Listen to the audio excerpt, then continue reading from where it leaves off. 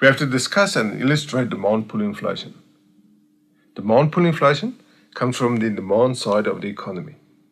So something happens to demand, and that leads to an increase in prices.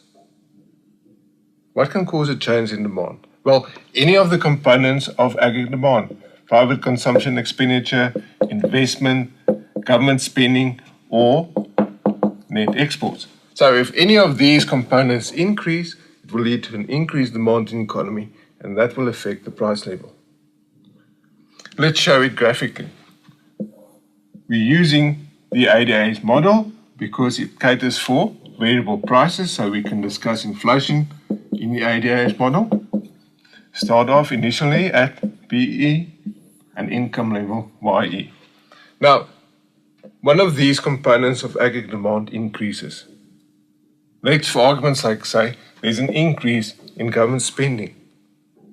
Government spending increase will lead to an increase in aggregate demand. And that increase in aggregate demand can be illustrated by a rightward shift of the aggregate demand curve. Initially, we was at this position.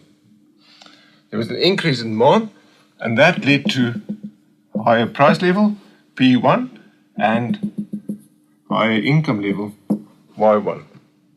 One can also say prices were pulled up by the increase in demand. As demand increased, led to a higher price level. So the increased demand had a negative effect on the inflation rate. The inflation rate increased. That was bad for the economy.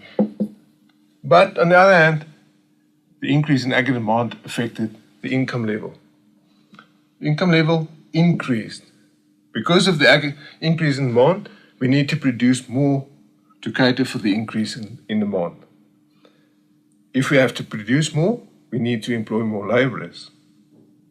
Increase in employment, or one can say a decrease in unemployment. So this effect on the income level is good for the economy because there was a decrease in unemployment.